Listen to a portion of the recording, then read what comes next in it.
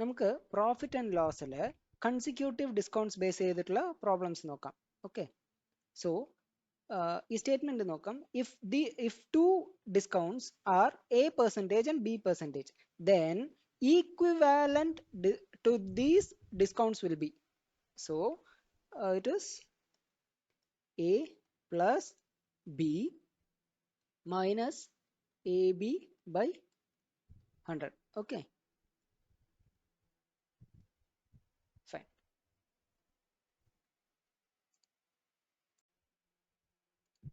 നമുക്കൊരു എക്സാമ്പിൾ നോക്കാം. നമ്മളൊരു ബുക്ക് വാങ്ങിക്കുക ഒരു കടയിൽ ചെല്ലുകയാണ്.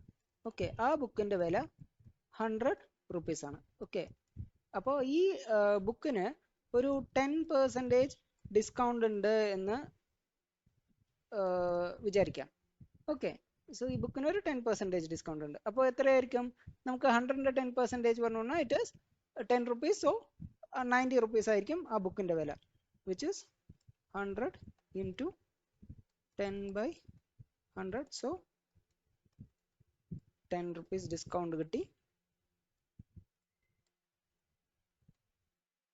So it is 100 minus 10, which is 90 rupees. Okay, ഇനി ആ ഷോപ്പ് കീപ്പർ നമ്മുടെ ഫ്രണ്ടാണെന്ന് വെക്കുക. അപ്പോൾ ഫ്രണ്ട് ആയതുകൊണ്ട് അദ്ദേഹവും നമുക്കൊരു 20% ഡിസ്കൗണ്ട് തരുന്നുണ്ട്. ഓക്കെ, അദ്ദേഹത്തിൻ്റെ വക. ഏത്? ഈ 90 rupees.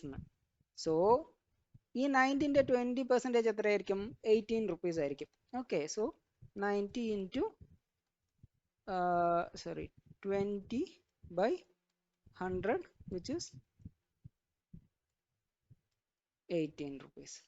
സോ നമുക്ക് ഈ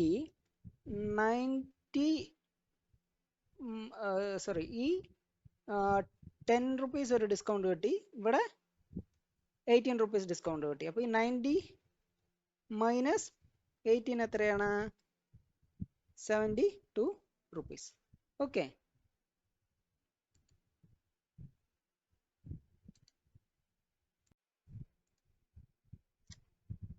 അപ്പോൾ നമുക്ക് ഈ 100 rupees MRP ഉള്ള പ്രോഡക്റ്റ് 72 rupeesന് കിട്ടുവാണെങ്കിൽ നമുക്ക് 100 minus 72, which is 28% ആയിരിക്കും ഇതിൻ്റെ ഈക്വിവാലന്റ് discount. Okay,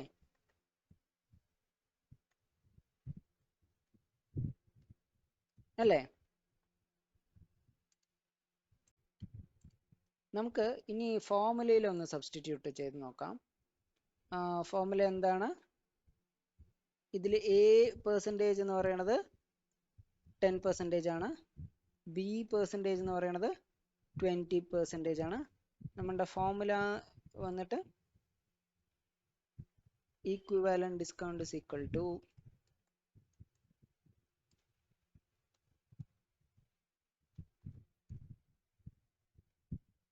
A plus B minus AB by 100, which means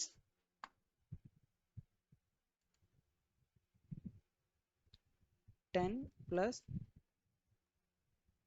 20 minus 10 into 20 by 100. So this and this will go.